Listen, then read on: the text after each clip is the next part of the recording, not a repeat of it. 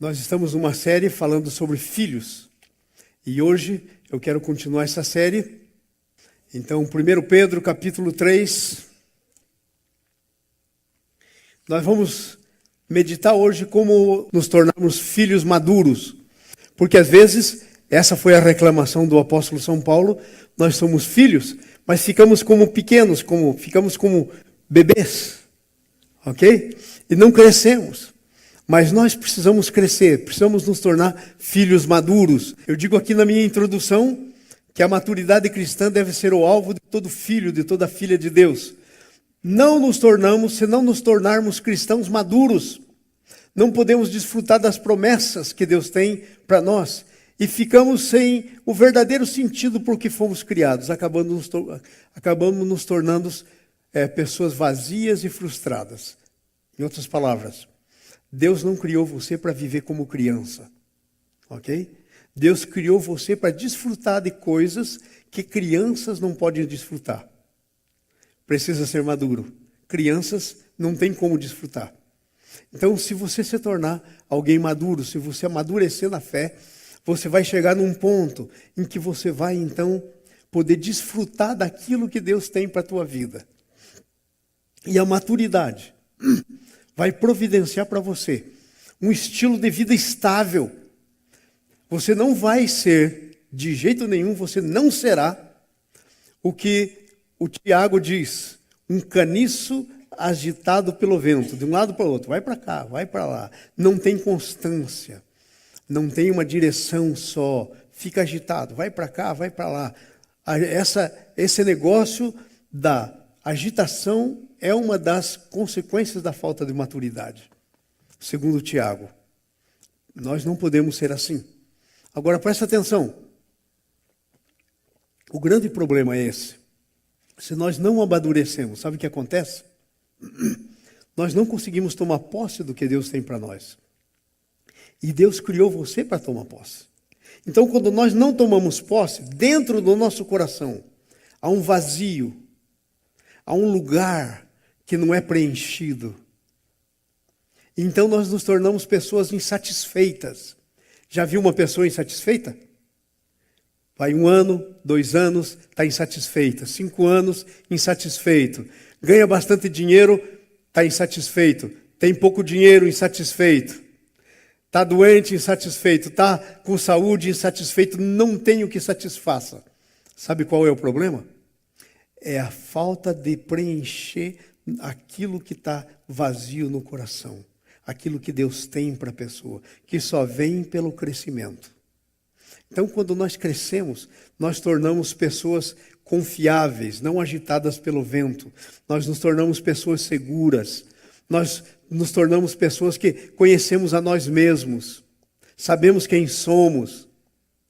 Sabemos a nossa identidade. Conhecemos o nosso Deus. Sabemos o que Ele tem para nós. A gente não pode imaginar o que Deus tem preparado para a gente. Amém? Então, quando nós começamos a entrar naquilo que Deus tem preparado, não só nós nos tornamos felizes, mas Deus, e esse é o final da coisa. A coisa mais importante é essa. Quando nós tomamos posse de tudo que Deus tem para nós, Deus é glorificado. As pessoas olham para nós e vão dizer, puxa, o que acontece? Como eu quero ser assim? Como essa pessoa é assim? Como eu quero ser como ela? E as pessoas vão desejar. Elas vão olhar e vão saber. E sabe, tem um versículo que está escrito lá em Ezequiel 47.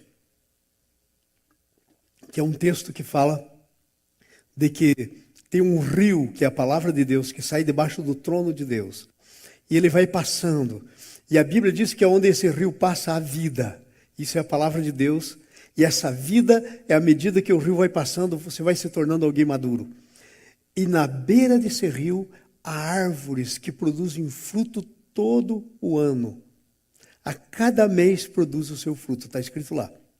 Suas folhas são para cura e o seu fruto para alimento. Sabe quem é essa árvore? É você. É você, plantado junto às águas. Você na maturidade, as suas folhas são para cura. As pessoas chegam perto de você, elas vão ser curadas pelo que há em você, pelas palavras que saem da tua boca. Elas vão ser curadas quando elas começam a comer daquilo que está no teu coração e que sai na tua boca. Tremendo isso, hein? Tremendo. Então nós fomos criados para isso, para sermos maduros. Nós não podemos, de maneira nenhuma, sermos filhos imaturos a vida inteira, crianças. Paulo disse, infelizmente não posso falar de coisas espirituais porque vocês são crianças na fé. Ainda tem que receber leite. Então a primeira coisa que nós vemos é que nós fomos chamados para sermos maduros por causa da glória e da virtude de Deus. Veja o que diz o versículo 3, a primeira parte. Bendito o Pai, bendito Deus e Pai do nosso Senhor Jesus Cristo, que segundo a sua muita misericórdia nos regenerou para uma viva esperança mediante a ressurreição de Jesus Cristo dentre os mortos. Bendito seja o Pai e Senhor do nosso Senhor Jesus Cristo. Bendito seja. Isso não começou em você. Sabe? É uma coisa que não começou em nós. Vem pelo poder de Deus sobre a tua vida. Você foi chamado para a glória e a virtude de Deus, mas não preocupe que você tem que... Ai, pastor, mas esse padrão é muito alto. É verdade. É tão alto que você, por você mesmo, não pode chegar lá. Só tem uma maneira de chegar lá. Se você deixar o Espírito Santo de Deus te levar. A maturidade. Aquelas coisas que Deus quer. Então, tudo começa em Deus. O Evangelho não é humanista. Amém? O Evangelho é centralizado em Deus. Tudo começa em Deus. Por Ele, para Ele e por Ele foram feitas todas as coisas.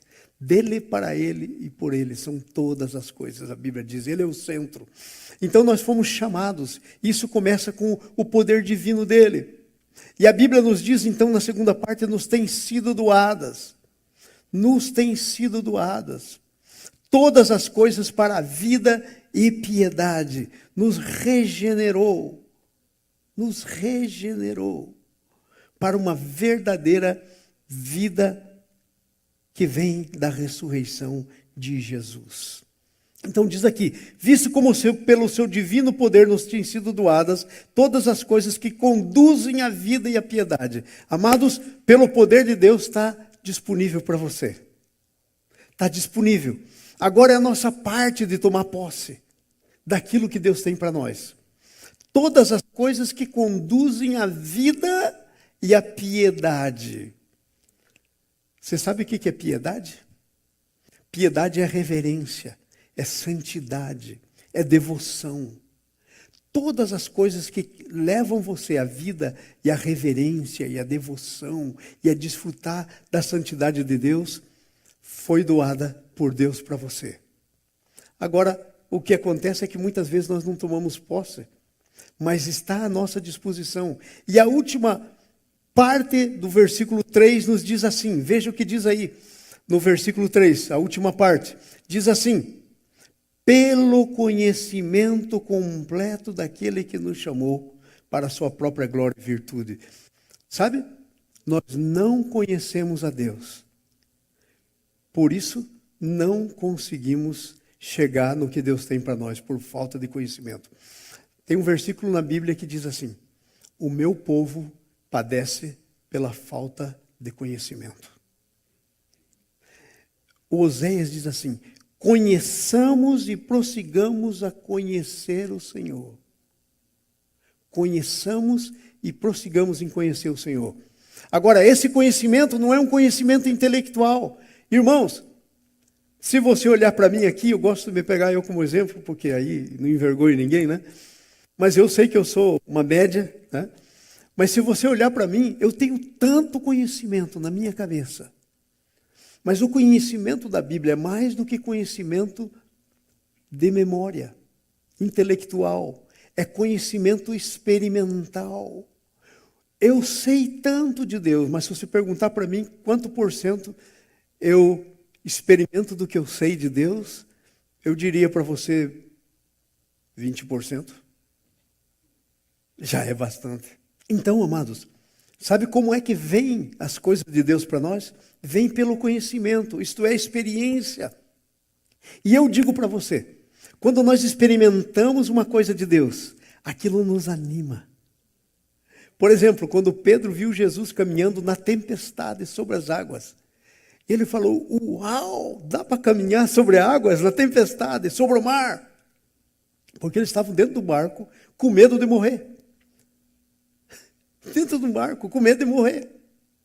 Então, o Pedro olhou Jesus vindo caminhando e falou, uau, dá. E ele disse, Senhor, eu quero experimentar isso. Senhor, se és tu, manda-me ir ter convosco. Eu quero experimentar esse negócio. E a Bíblia diz que ele colocou o pé e saiu andando sobre as águas. Até que tirou o olho de Jesus e afundou, mas ele andou. A gente critica o Pedro que afundou, mas foi o único que andou, pelo menos alguns passos. Experimentou o que Deus tinha.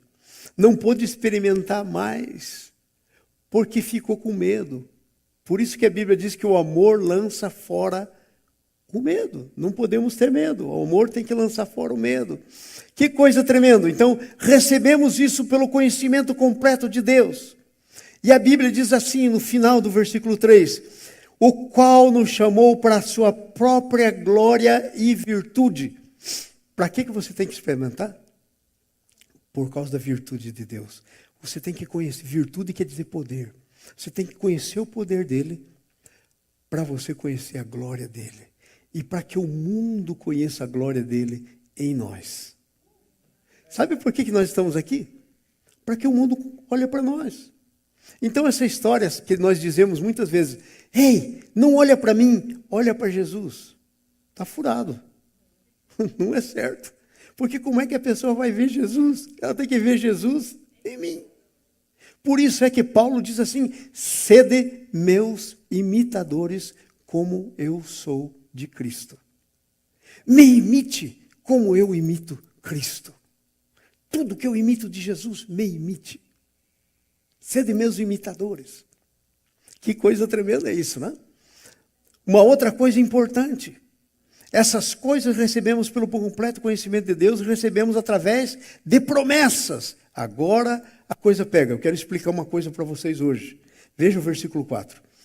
Pelas quais nos têm sido doadas as suas preciosas e muito grandes promessas. Amados, nós temos um ditado comum entre a gente que diz que promessa é dúvida. Agora, presta atenção, promessa de Deus não é dúvida. Promessa de Deus é certeza. Agora, promessa em si mesmo, no fato de ser uma promessa, ela carrega um requisito. Ela carrega um requisito. Eu tenho que tomar posse. Está prometido e eu tenho que tomar posse. Veja, Deus prometeu para Abraão um filho. Quando ele já não podia mais, nem Sara podia mais ter filho, o filho veio. Era o filho da promessa. Deus faz quando nós tomamos posse. A Bíblia diz assim, Abraão creu. Se você lê na Bíblia, é essa palavra que está escrito. Abraão creu, e isso lhe foi imputado para a justiça. Ele creu. E aí, sabe o que mais? Daí ele estava andando com o filho da promessa. Então a promessa estava ali. Quando nós tomamos posse da promessa, vai ser testado ainda. Então, um belo dia, Deus vem e diz para o Abraão, mata teu filho, naquele monte que eu vou mostrar. E se você ler em Hebreus, a Bíblia diz que o Abraão creu, e em Romanos também, a Bíblia diz que o Abraão creu, que Deus era capaz de levantar ele das cinzas. Porque sabe por quê? Porque ele fez um altar, ele ia matar o Isaque, seu filho, e ia botar fogo, ele ia virar cinza. O Abraão creu que Deus era capaz, ele trocou então um que ele estava vendo por um ressuscitado. E isso foi imputado para a justiça. Então as promessas de Deus são firmes. Agora, O nosso negócio é tomar posse das promessas. Eu estava lá na Angola. E aí, com um grupo de pastores, eu estava ensinando pastores, e aí de repente chegam uns jovens, entraram e sentaram, e estavam muito agitados aqueles jovens, e olhavam para mim muito agitados. Aí o pastor da igreja estava do meu lado, eu perguntei, esses jovens são da sua igreja? Ele cochichou no meu ouvido, são da minha igreja, estão acabando de chegar de uma semana que eles estavam no monte, em jejum e oração. Eu falei, uau! Então, não é coisa ruim a agitação deles, porque eles estão cheios do Espírito Santo. O que será que está deixando eles agitados? E eu fiquei com vontade de saber. E aí eu perguntei, meninos, alguma coisa está acontecendo? E um deles falou, nós estamos checando aqui uns com os outros aqui para ver se confere. E conferiu, pastor. Eu falei, conferiu? O que conferiu? Ele falou, nós tivemos uma visão no monte. E nós 3 tivemos essa visão separada. Foi a mesma visão. Nós vimos uma pessoa no monte, Deus nos mostrou uma pessoa. E nós estamos conversando aqui sobre essa pessoa. E estamos conversando aqui sobre essa pessoa. Eu falei, e o que estava acontecendo? Não, essa pessoa estava pregando num estádio. E havia assim um gramado cheio de gente doente. De tudo que é tipo de doença. Gente assim, em cima de cobertores, gente assim. E essa pessoa estava pregando. E as pessoas começavam a levantar. Começavam a levantar e o estádio todo ficou em pé e gritava. Eu falei, uau, essa visão foi impressionante. Ele falou, foi uma visão, pastor, nós vimos. Nós 3 vimos a mesma coisa separadamente. E a nossa discussão aqui é que a pessoa que a gente viu pregando nesse estádio era o Senhor. Nós nunca vimos o Senhor antes. Às vezes, acontece como comigo. A gente tem uma promessa, mas a gente deixa de lado a promessa. Está com muita coisa para fazer aqui, muita coisa no dia a dia. A gente não mantém a promessa acesa no coração. A gente não ora por ela. A gente diz, se o Senhor que falou vai fazer. Algumas coisas do gênero. O Senhor que falou vai fazer. A gente deixa do lado. Se não faz uns 4, 5 anos, não faz nada que eu não penso nessa promessa. E a pergunta é o seguinte, como é que Deus vai cumprir esse negócio? Se eu não estou valorizando a promessa, se eu não estou buscando a promessa, se eu não estou com a promessa no meu coração, como é que vai cumprir isso? Não tem como cumprir. Não tem como cumprir. Há promessas grandes na minha vida. Algumas já passaram. Eu sei que já passaram, já passou o tempo delas. Mas há outras que ainda não, ainda se pode cumprir. E na tua vida, as promessas que Deus tem para você.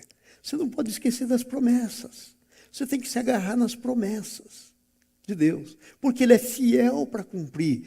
O grande problema não é Deus. O grande problema sou eu, é você.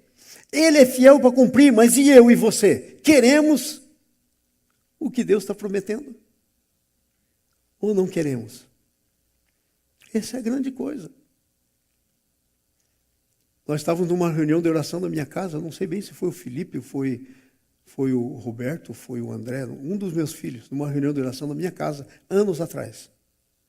E aí um dos meninos na oração disse assim, pai, o senhor está falando comigo que o senhor vai falar com reis.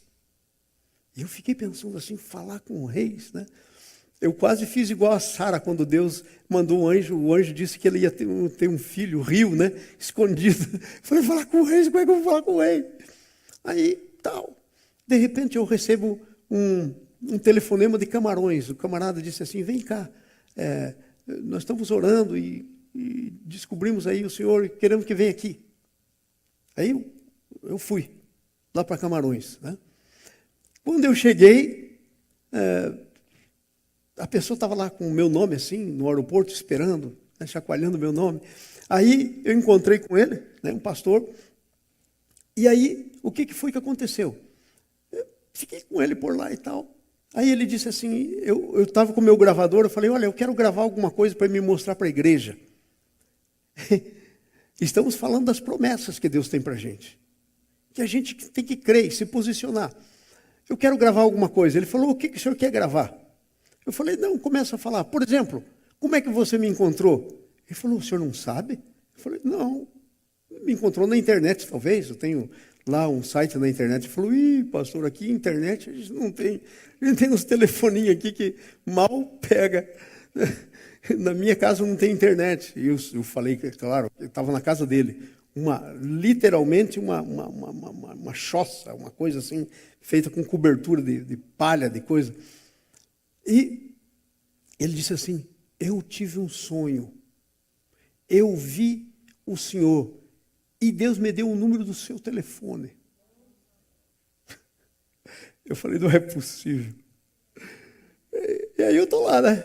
De repente, brum, chega um jovem bem apessoado, alto, né? E ele falou, esse aí é um dos meus discípulos. Né? Eu falei, um discípulo seu.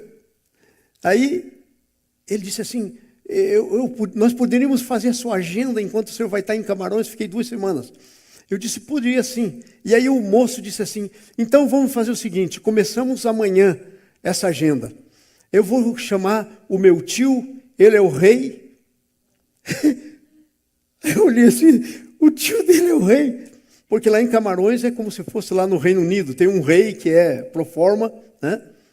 Que é né? Igual a rainha da Inglaterra. Não manda nada, mas tem um rei. Né? E ele falou, então, amanhã eu vou marcar com o meu tio. Amanhã ele vem aqui. E aí nós vamos fazer agenda para visitar o Ministério do Interior, o Ministério do Exército, mas não sei o quê, mas não sei o quê. E eu fiquei assim, né? Aqui no meu coração pensando, me engana que é bom. Me engana que eu gosto. E quando chegou outro, eu não estava levando a sério a coisa. Quando chegou outro dia, houve um alvoroço na rua, né? E de repente para uma limusine daquela comprida e um monte de carro na frente, e gente desceu e abrem a porta e desce um camarada com um cetro assim. E aí, logo depois dele, desce um vestido assim a caráter, o rei. E aí vai saindo de outros carros, assim, fruta, tudo que é tipo de fruta. E um traz uma mesa e põe a mesa lá dentro da cabana do pastor.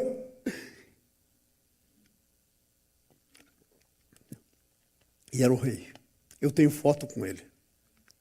Eu tenho foto com ele. Ele tinha um Rolex de ouro puro, um relógio. Rolex dos mais caros do mundo, de ouro, maciço, no braço. Aí conversei com o primeiro-ministro e tal dele. E aí ele disse assim,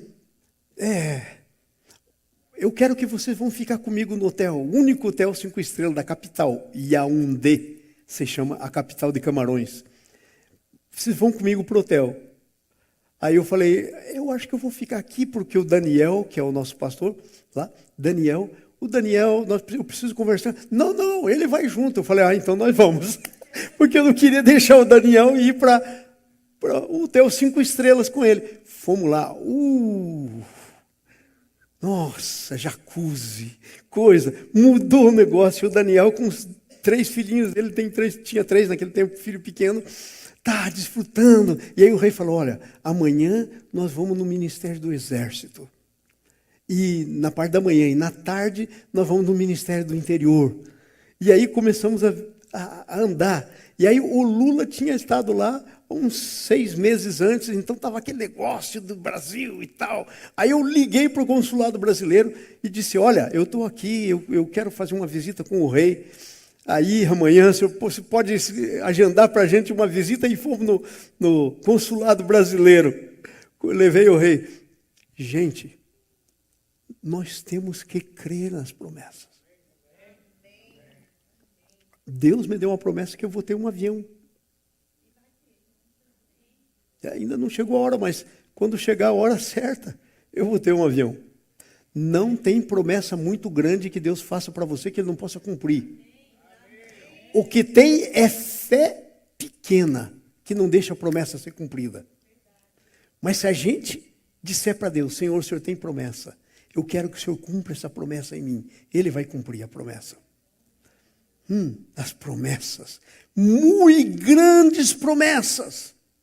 E a maior promessa não é falar com o rei, não é ter coisas aqui.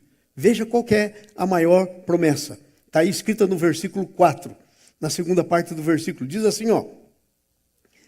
Muito grandes e preciosas promessas, para que por elas vos torneis coparticipantes da natureza divina. Gente, eu não sei se você já tinha prestado atenção nesse versículo. Presta atenção. Você é participante da natureza divina. Está escrito na palavra. Uma vez alguém disse para mim, eu falei, está amarrado. Esse negócio não pode ser de Deus. Como é que eu vou ser participante da natureza? Ele falou, ué, como é que você é filho? Você sabe o que é um filho? É o que tem a natureza do pai. Eu falei, sabe o que faz sentido? Ele falou, então deixa eu te mostrar o texto. E leu para mim. Nós somos coparticipantes da natureza. Você é filho. Você tem o DNA do pai. Você nasceu de novo, a vida de Jesus foi gerada em você, como filho de Deus, vida eterna, para que todo o que nele crê não pereça, mas tenha vida eterna. Gente, presta atenção nisso. Eu estou olhando para filhos de Deus, eu estou olhando para gente que tem a natureza divina. É você. Para de baixa estima. Ai, Senhor, o que é isso? Você tem a natureza, filho. Amém? Essa é a maior coisa. Quem sou eu que tenho a natureza divina? Sou filho. Tenho pai. Não estou por aí. Amém? É isso que nós temos que pensar.